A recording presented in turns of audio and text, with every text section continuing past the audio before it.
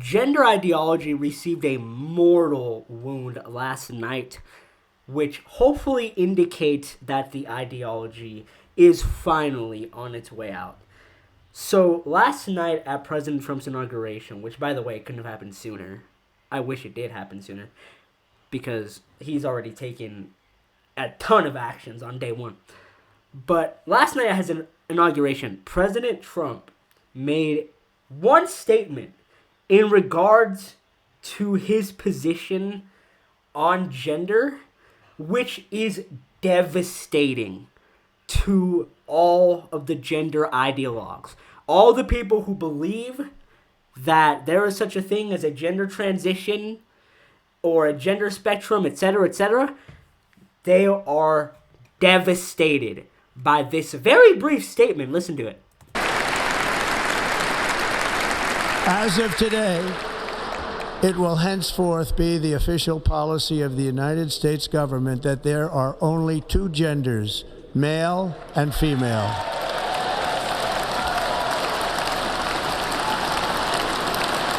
That is a well-deserved round of applause because it shows that now we have somebody in power and a new administration in power who does not take seriously these insane and ridiculous, preposterous ideas of gender that radical leftists have proposed. I think this is an incredible first step in eradicating this insane ideology. There's also another step that is reportedly going to take place. It's right here. Here's an article on this, and it's basically an article that reports President Trump is planning to discharge all, quote, transgender military service members, deeming them unfit to serve on the count of mental illness, which of course is correct.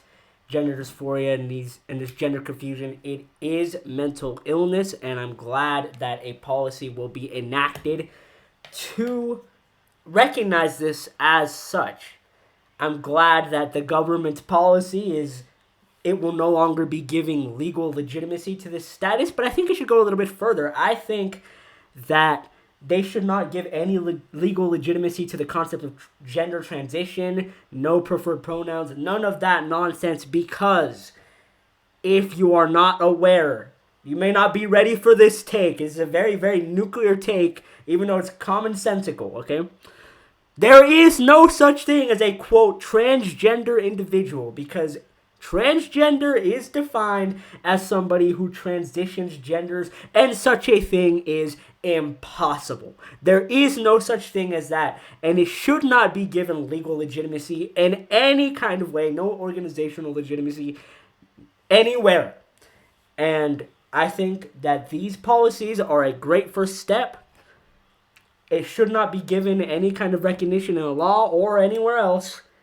And President Trump is making that clear that we are moving in that direction. And that is a common W for all of us who are on the right, all of us who understand these commonsensical, very logical things, which apparently we were just forced to deny common sense and logic for many years now. But that era seems to be coming to an end because, as I said, gender ideology has been mortally wounded. If you're wondering why I use the term mortally wounded instead of fatally wounded means that it's dead. Mortally wounded means that this wound is going to be fatal. That is a distinction that I'm making because I think that this policy and that the statement are mortal wounds, and I don't think this ideology is going to be recovering, which is good for us and the rest of the world. But with that being said, everybody, this is a very inflammatory and controversial video that I'm making here, so I am expecting a little bit of pushback in the comments. Despite some of the rhetoric that I'm using, I am open to dialoguing about this because, I mean, like it or not, this is an idea in the public discourse, and it should be debated.